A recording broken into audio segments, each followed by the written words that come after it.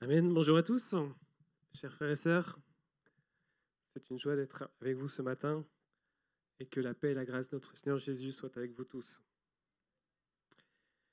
Le monde dans lequel nous vivons chérit l'idée d'un amour qui ne juge jamais, qui valide tout, qu'on peut faire tout.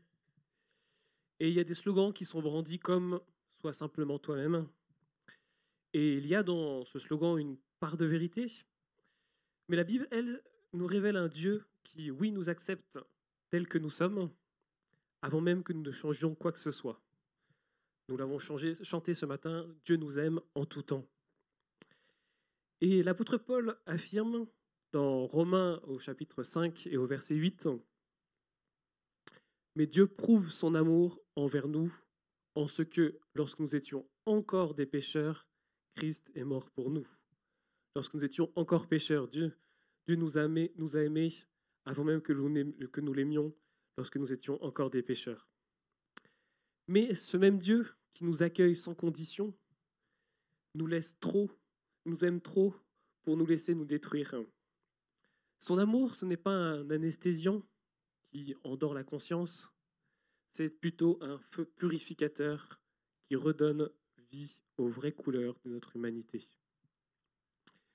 Si nous imaginons une scène d'un parent aimant qui est debout sur le seuil de sa porte, les bras grands ouverts, et qui attend son enfant et que son enfant rentre à la maison, le visage illuminé par un sourire éclatant, mais dont le corps est couvert de boue, parce qu'il a fait plein d'aventures, plein de jeux. Que fait ce parent aimant? Il ne va pas reculer devant son enfant, il ne laisse pas le dégoût l'envahir. Maintenant, il va s'approcher de son enfant avec un cœur débordant d'amour et lui dire « Viens, voici mon enfant, viens !» Et puis il le prend contre lui, le serre contre son cœur, sans tenir compte de cette saleté qui les sépare. Et puis après, ce parent, avec une douceur infinie, il va diriger l'enfant vers la salle de bain, va préparer la baignoire pour pouvoir laver l'enfant. Car l'amour véritable n'est pas seulement une étreinte, il est aussi un acte de soin, un acte de purification. Il lave les blessures, il soigne les âmes et il parfume les cœurs. Ainsi en est-il de Dieu. Comme ce parent qui nous accueille tel que nous sommes, Dieu nous accueille avec nos imperfections et nous offre la possibilité d'une renaissance.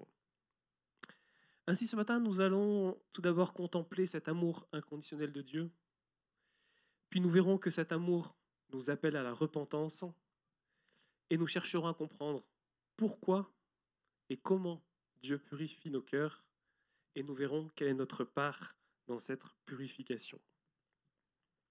Donc tout d'abord, Dieu nous aime tels que nous sommes. Et cet amour, il est avant quoi que ce soit, avant toute performance.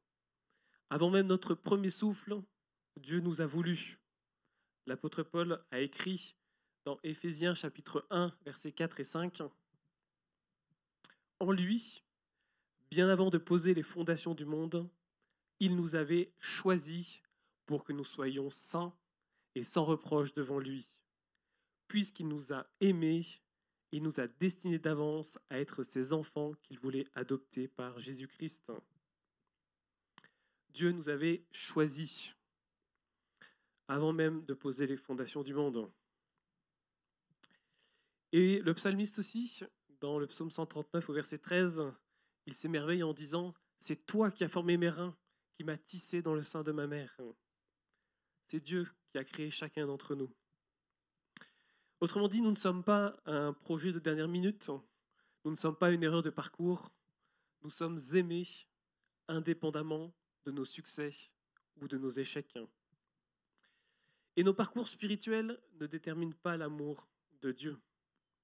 Au contraire, cet amour, c'est la source même de notre valeur et non une simple récompense. Et dans la parole de Dieu, il y a plusieurs illustrations bibliques de cet amour qui précèdent tout changement. Nous avons tout d'abord l'histoire de la femme qui était accusée d'adultère, qui nous est relatée dans l'évangile de Jean au chapitre 8. Cette femme avait été traînée avec brutalité dans le lieu où se trouvait Jésus, et elle se tenait là, vulnérable, portant le poids de la honte sur ses épaules, sous les regards accusateurs de ceux qui l'entouraient. Et ces accusateurs, ils étaient là, les pierres étaient prêtes, et le verdict semblait inévitable, car la loi exigeait une peine de mort pour un tel acte. Et les jugements avaient déjà été prononcés dans l'esprit des spectateurs. Et ces accusateurs étaient là, pleins de colère et de certitude. Ils espéraient voir Jésus condamner cette femme, mais au lieu de cela, qu'est-ce qu'a fait Jésus? Il s'est penché, il a écrit dans la poussière, et ce geste a capté l'attention de tous ceux qui étaient autour. Et avec une voix calme, il a déclaré que celui qui n'a jamais péché lui jette la première pierre.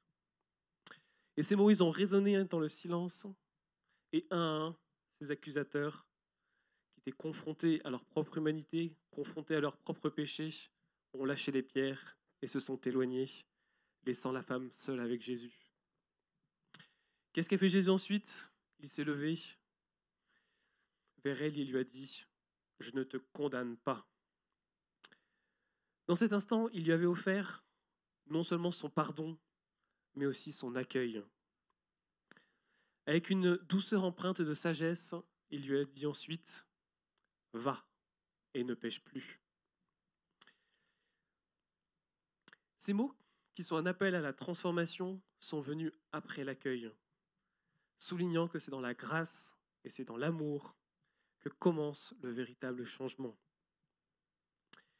Et cette première histoire de la parole de Dieu nous montre que, peu importe nos erreurs, nous avons tous la possibilité d'être accueillis et de changer, car l'amour précède toujours la transformation. Si nous prenons une autre illustration, celle de l'histoire de Zachée. Zachée était un collecteur d'impôts, mais ce n'était pas n'importe lequel. C'était un collecteur d'impôts véreux, qui était méprisé par tout le monde. Il était détesté par les gens parce qu'il volait souvent pour s'enrichir. Et un jour, alors que Jésus passait par la ville, Zachée a eu envie de voir Jésus. Mais comme il était de petite taille, qu'est-ce qu'il a fait? Il est monté sur un sycomore pour mieux apercevoir Jésus. Et lorsque Jésus est arrivé près de l'arbre, il a levé les yeux, il a dit « Zachée, descends, il faut que je demeure aujourd'hui dans ta maison. » Ce qui est incroyable, c'est que Jésus ne lui a pas demandé de réparer ses erreurs d'abord. Il s'est invité chez lui sans condition. Et cet amour inattendu a touché le cœur de Zachée, qui a alors décidé de changer de vie. Il a promis de restituer 4 fois ce qu'il avait volé et il a donné la moitié de ses biens aux pauvres. Parlons maintenant de l'histoire du fils prodigue qui nous est relatée dans Luc au chapitre 15. Ce jeune homme avait décidé de tout quitter, de quitter son père et de dilapider son héritage dans une vie de débauche.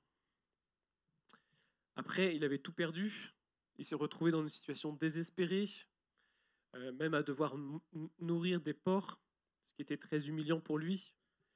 Alors il a décidé de revenir chez son père, et de demander pardon et de négocier un statut de serviteur. Mais quand le père le voit arriver au loin, il ne reste pas là à l'attendre. Il court vers lui, il l'enlace, et au lieu de le réprimander, il lui met un manteau sur ses guenilles, il lui glisse l'anneau de la famille au doigt. Cet accueil chaleureux et inconditionnel du père lui fait naître une véritable repentance. Ce qui est beau dans cette histoire, c'est que le père rétablit d'abord l'identité de fils avant de s'occuper de sa moralité. Cela nous montre, une fois de plus, que l'amour et l'acceptation peuvent précéder le changement. Qu'est-ce que cela nous enseigne? Qu'est-ce que ça nous apprend sur notre identité? Recevoir cet amour inconditionnel de Dieu bouleverse notre perception. Nos voix intérieures nous crient parfois « Tu n'es pas assez bon, tu as raté ta vie », alors que Dieu déclare « Tu es mon enfant bien-aimé ».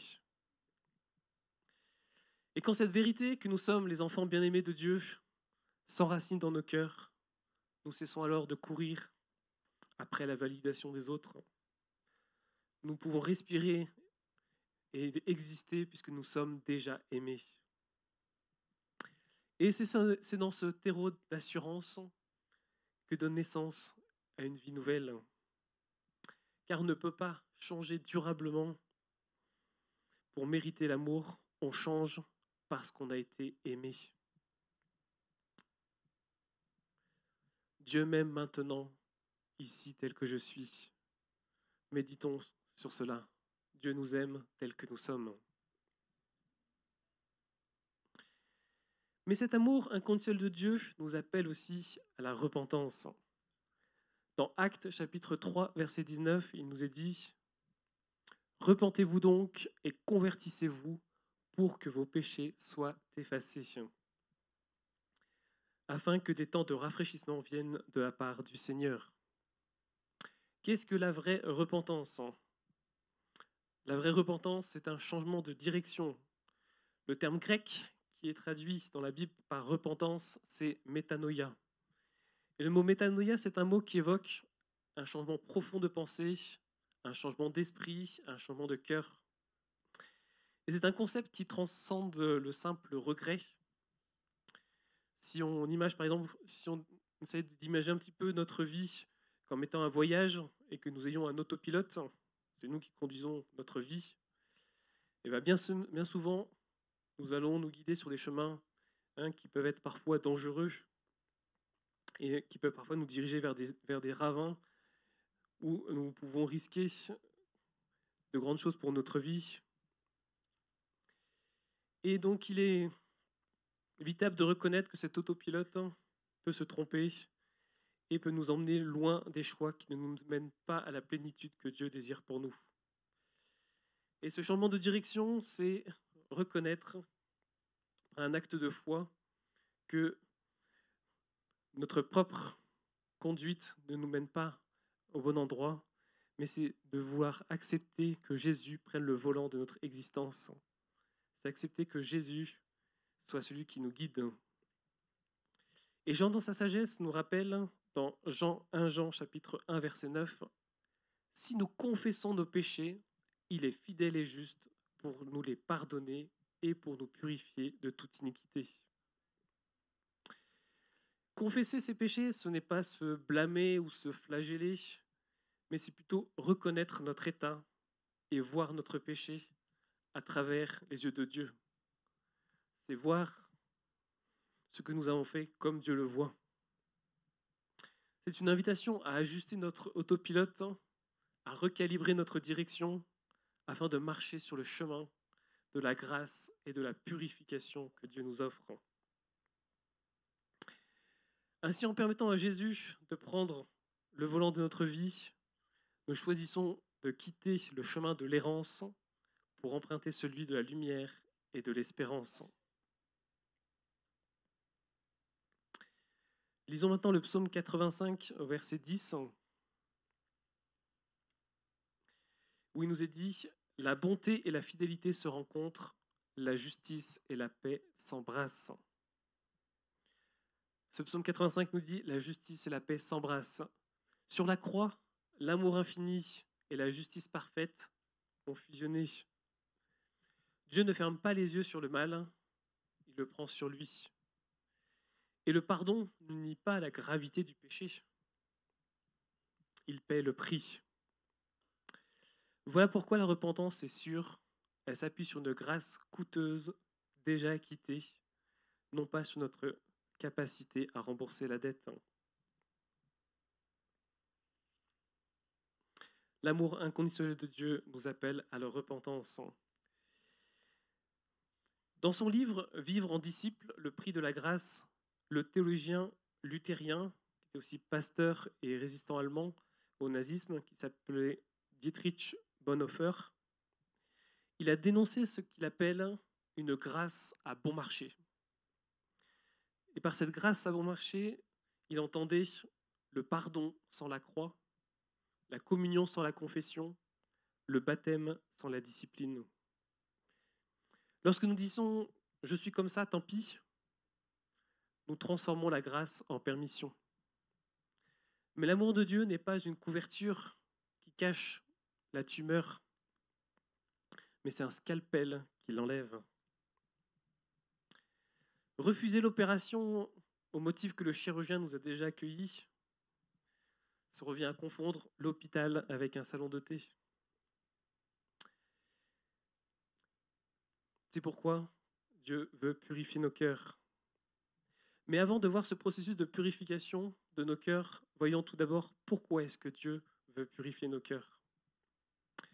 Tout d'abord, Dieu veut purifier nos cœurs afin de restaurer la communion qui a été perdue à cause du péché. Dès la Genèse, nous voyons que le péché a brisé l'intimité, ce face-à-face que l'homme et la femme avaient avec Dieu.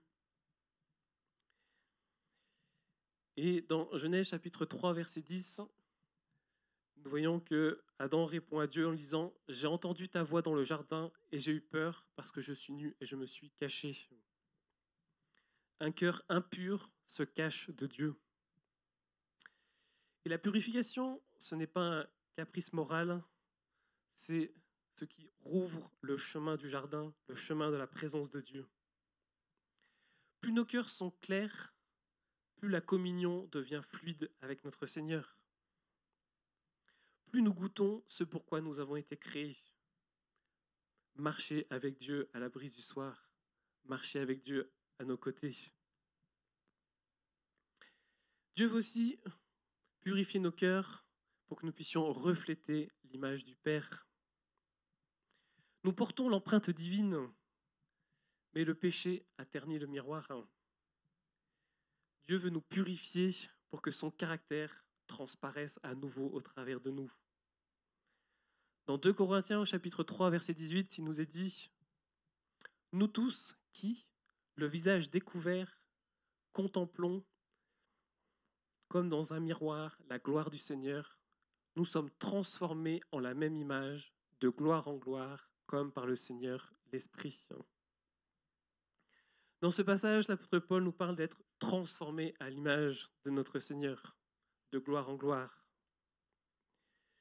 Un cœur épuré devient alors un vitrail où la lumière peut traverser et peut ensuite colorer le monde qui nous entoure. Dieu veut aussi purifier nos cœurs pour nous libérer de l'esclavage intérieur. Le péché promet la liberté, mais en fait, il finit toujours par nous asservir, par des dépendances, par des colères, par des convoitises, par toutes ces choses qui nous tiennent captifs. Et lorsque Dieu retire ses chaînes, il nous rend alors notre vraie liberté, celle d'aimer. Jésus l'affirme dans Jean chapitre 8, versets 34 à 36. En vérité, je vous le dis, leur répliqua Jésus, quiconque se livre au péché est esclave du péché. Or, l'esclave ne demeure pas toujours dans la maison, le Fils y demeure toujours. Si donc le Fils vous affranchit, vous serez réellement libre. La vraie liberté, c'est Jésus qui nous la donne. Dieu veut aussi purifier nos cœurs afin de protéger et guérir notre être tout entier. Il y a beaucoup de souffrances émotionnelles, beaucoup de souffrances relationnelles qui découlent d'attitudes impures, des attitudes de jalousie, d'amertume, d'orgueil. Et Dieu veut purifier notre cœur pour fermer la porte à tous ces poisons qui nous font du mal. C'est l'amour de Dieu en mode prévention. Comme un parent retire le couteau des mains d'un enfant pour éviter la blessure, Dieu veut retirer de nos cœurs tout ce qui nous blesse nous-mêmes. Et Dieu veut aussi purifier nos cœurs afin de rendre crédible notre témoignage. Le monde n'a pas tant besoin de théories, mais il a besoin de témoins vivants. 1 Pierre chapitre 1, verset 15 nous dit « Mais puisque celui qui vous a appelé est saint, vous aussi soyez saints dans toute votre conduite. » Un cœur purifié fait de nous des lettres vivantes que les autres peuvent lire.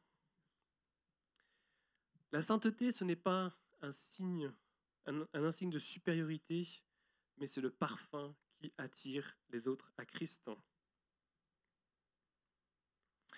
Dieu veut aussi purifier nos cœurs parce qu'il prépare son épouse pour les noces de l'agneau. L'histoire biblique se termine par un mariage céleste. C'est le mariage de Christ avec c'est le mariage de Christ avec son épouse qui est l'Église. Et comme tout fiancé qui prend soin de la robe de sa future épouse, Christ prépare son Église pour qu'elle soit sans tache ni ride. Voyons cela dans Éphésiens chapitre 5, versets 25 à 27, où il nous est dit « Marie, aimez vos femmes comme Christ a aimé l'Église et s'est livré lui-même pour elle, afin de la sanctifier par la parole, après l'avoir purifiée par le baptême d'eau, afin de faire paraître devant lui cette Église glorieuse, sans tache, ni ride, ni rien de semblable, mais sainte et irrépréhensible. » Dieu souhaite que son Église soit sans tache ni ride. Il prépare son épouse pour les noces célestes. Et cette purification actuelle anticipe donc cette célébration. Elle est l'essayage du vêtement de gloire. Et Dieu nous appelle aussi à coopérer à cette mission de restauration du monde.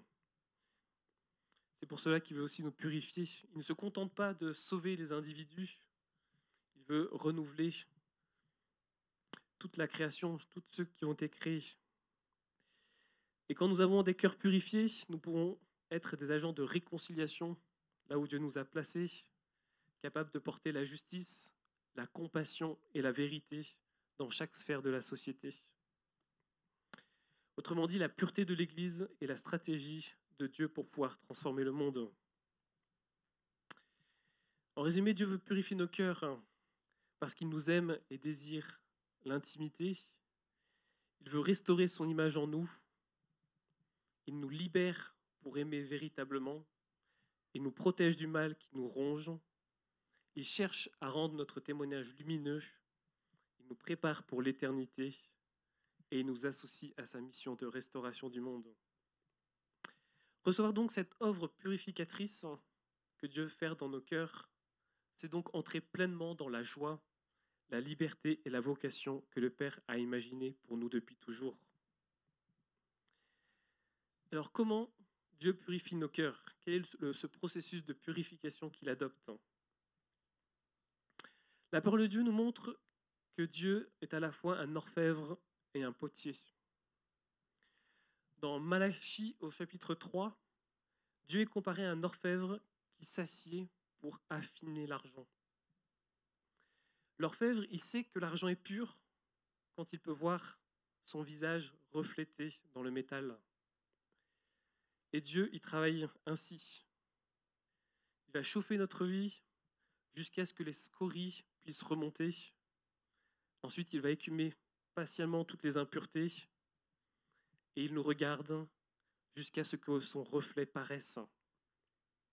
Lorsque la température s'élève, l'objectif n'est pas de nous consumer, mais de révéler la beauté cachée sous les impuretés. C'est ce même principe qu'évoque Pierre en parlant d'une foi éprouvée plus précieuse que l'or périssable. C'est dans 1 Pierre chapitre 1, verset 7, où il nous est dit « Afin que l'épreuve de votre foi, plus précieuse que l'or périssable, qui cependant est éprouvé par le feu, ait pour résultat la louange, la gloire et l'honneur lorsque Jésus-Christ apparaîtra. » Et nous avons donc aussi une autre image dans la parole de Dieu, dans Jérémie, au chapitre 18. C'est l'image de Dieu comme un potier. Et dans ce chapitre, il y avait un vase qui se déformait. Qu'est-ce que fait le potier? Il n'a pas jeté l'argile, il l'a façonné à nouveau. Il l'a recentré sur le tour, il a ajouté de l'eau de son esprit pour le rendre plus souple. Il exerce tantôt une douce caresse, tantôt une pression ferme, afin d'expulser les bulles d'air qui feraient éclater le vase au four. Et nous sommes nous aussi malléables entre les mains aimantes de notre Dieu. Et nos craquements ne déclenchent pas son abandon, il nous invite plutôt son savoir-faire. Et plus nous demeurons confiants sous les doigts du potier, sous les doigts de notre Seigneur, plus il peut sculpter une œuvre unique qui est destinée à contenir et à déverser sa grâce. Ainsi, le feu de l'orfèvre et la roue du potier ne sont pas les signes d'un rejet, mais la preuve qu'il tient précieusement notre vie et qu'il veut en faire un chef-d'œuvre qui porte son empreinte pour l'éternité. Alors, quels sont les outils que Dieu utilise pour purifier nos cœurs? Tout d'abord, Dieu utilise la parole de Dieu. Jésus a dit à ses disciples, dans Jean chapitre 15, au verset 3, « Déjà vous êtes purs à cause de la parole que je vous ai annoncée. » Quand l'Écriture entre dans nos pensées, elle agit comme un véritable savon spirituel. Elle expose le mensonge, elle révèle ce qui est vrai et elle aiguise nos discernements. Dieu utilise aussi le Saint-Esprit. Dans Tite chapitre 3 au verset 5, il nous est dit « S'il l'a fait, ce n'est pas parce que nous avons accompli des actes conformes à ce qui est juste. Non, il nous a sauvés parce qu'il a eu compassion de nous en nous faisant passer par le bain purificateur de la nouvelle naissance, c'est-à-dire en nous renouvelant par le Saint-Esprit. » Paul parle ainsi du bain purificateur et du renouvellement de l'esprit. Le Saint-Esprit nous convainc sans nous écraser.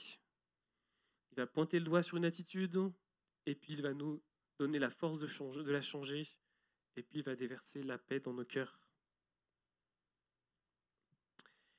Et il y a aussi les circonstances que Dieu utilise pour changer nos cœurs. L'Épître aux Hébreux décrit la discipline divine. Lisons ensemble Hébreux chapitre 12, versets 5 à 11. « Et vous avez oublié l'exhortation qui vous est adressée comme à des fils. Mon fils, ne méprise pas le châtiment du Seigneur et ne perds pas courage lorsqu'il te reprend. Car le Seigneur châtie celui qu'il aime et il frappe de la verge tous ceux qu'il reconnaît pour ses fils. Supporter le châtiment, c'est comme des fils que Dieu vous traite. Car quel est le fils qu'un père ne châtie pas? Mais si vous êtes exempt du châtiment auquel tous ont part, vous êtes donc des enfants illégitimes et non des fils. D'ailleurs, puisque nos pères selon la chair nous ont châtiés et que nous les avons respectés, ne devons-nous pas, à bien plus forte raison, nous soumettre au Père des esprits pour avoir la vie? Nos pères nous châtiaient pour peu de jours, comme ils le trouvaient bon. Mais Dieu nous châtie pour notre bien, afin que nous participions à sa sainteté.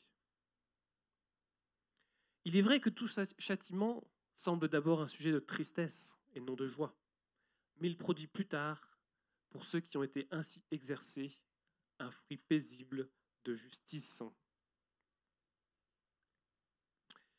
Comme un entraîneur qui pousse l'athlète, Dieu permet parfois des tensions, non pour nous punir, mais pour révéler et fortifier ce qui a besoin de l'être.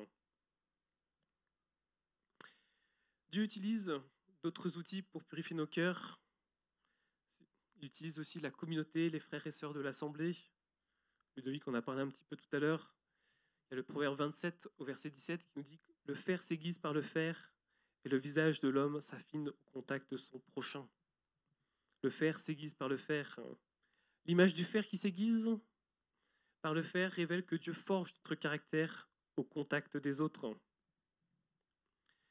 Un frère ou une sœur, armé de tact et de franchise, peut pointer nos angles morts, des points qu'il y a dans nos vies que nous n'avons pas vus, comme un forgeron frappe la lame au bon endroit. Et la relation devient l'enclume stable où les coups sont assez forts pour corriger, mais jamais pour briser. Les étincelles que produisent ces remarques ne brûlent pas, elles trempent nos cœurs et le rendent plus affûtés.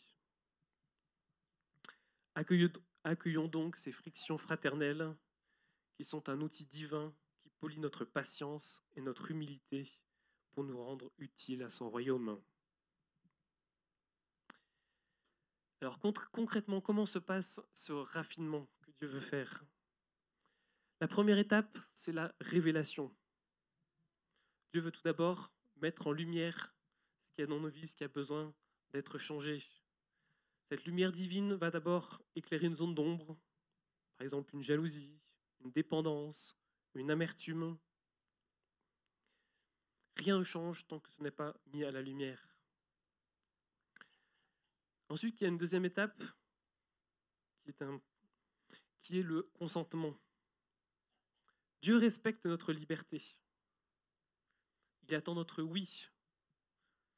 Cet acte oui, oui Seigneur, je te donne l'autorisation, tu peux changer cela dans mon cœur. Et ce oui, ce simple acte d'abandon ouvre ensuite la porte à l'intervention de Dieu. L'étape suivante, c'est la restauration. Vient alors ce pardon à donner qui vient laver la guérison c'est la guérison de la cicatrice. Et parfois, cela peut impliquer des démarches très pratiques pour pouvoir restaurer. Ça peut être demander pardon à une personne, restituer ce qui a été pris, couper un lien malsain, chercher de l'aide. Et cela a pour effet la croissance. Peu à peu, le fruit de l'esprit va mûrir dans nos vies. L'amour, la joie, la paix, la patience, la bonté, la bienveillance, la maîtrise de soi. Et tout cela, c'est le signe de la sève de Dieu qui circule dans nos vies. Alors, quelle est notre responsabilité dans ce processus de purification? C'est de coopérer avec la grâce de notre Seigneur. Tout d'abord, ce que nous pouvons faire, c'est un examen quotidien de nos vies. Le psalmiste disait dans le psaume 139, versets 23 et 24, « Sonde-moi, ô Dieu, et connais mon cœur, éprouve-moi et connais mes pensées. Regarde si je suis sur une mauvaise voie et conduis-moi sur la voie de l'éternité. » Sonde-moi, ô Dieu, et connais mon cœur. Chaque jour, en fin de journée, prenons un temps pour demander au Seigneur, « Seigneur, fais-moi revoir ma journée. Montre-moi les instants où j'ai accueilli ton amour et ceux où je lui ai tourné le dos. » Le Seigneur va alors refléter l'état réel de notre cœur. Il va mettre en lumière ce qui est en accord ou en tension avec la volonté de Dieu. Et il va nous inviter à recevoir son pardon et la direction pour le lendemain. Notre responsabilité dans ce processus, c'est aussi la confession régulière. Jacques 5, verset 16, nous invite à confesser nos fautes les uns aux autres. Quand nous confessons nos fautes les uns aux autres, cela détruit notre orgueil et cela nous rend davantage purs.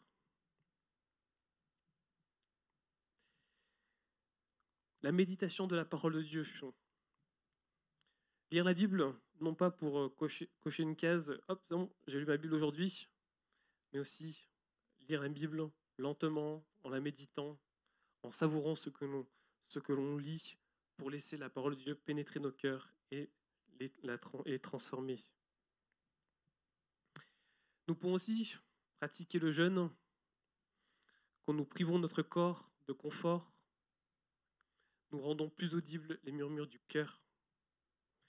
Les idoles cachées, comme le contrôle, la dépendance, la distraction, peuvent remonter à la surface pour être ensuite livrés à Dieu. Et nous mettre au service des autres, d'apprendre à servir les autres sans attendre de retour, contribue aussi à la purification de notre ego. Dieu veut nous purifier. Gardez les yeux sur Jésus dans tout ce processus.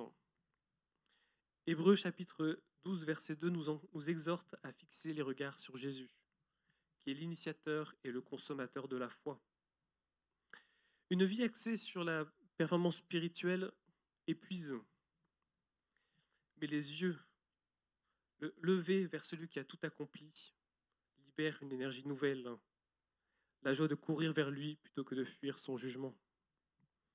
Levons donc les yeux vers notre Seigneur qui nous aide dans tout ce processus. Et nous devons aussi espérer la perfection finale. Jean a écrit dans 1 Jean 3, versets 2 et 3, « Bien-aimés, nous sommes maintenant enfants de Dieu, et ce que nous serons n'a pas encore été manifesté, mais nous savons que, lorsque cela sera manifesté, nous serons semblables à lui, parce que nous le verrons tel qu'il est. Quiconque a cette espérance en lui se purifie, comme lui-même est pur. » Voilà notre espérance. Le processus de purification aboutira. Entre-temps, chaque victoire partielle anticipe ce jour glorieux. Cette espérance nous garde de la frustration ou du découragement. Nous sommes en chantier, pas en échec. Pour conclure ce matin, nous avons donc contemplé ce paradoxe bouleversant de l'amour divin.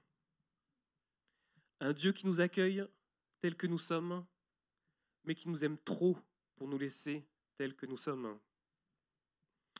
Comme le Père du Fils prodigue, Dieu court vers nous, couvert de nos bouts et de nos échecs, pour nous serrer contre lui. Cet accueil n'est pas une approbation de nos égarements, mais une invitation à laisser son étreinte nous redresser. La grâce n'est pas un oreiller pour dormir dans le péché, mais un miroir qui révèle nos tâches pour nous en libérer. La vraie repentance, ce n'est pas la peur du châtiment, mais le désir de ressembler à celui qui a donné sa vie pour nous.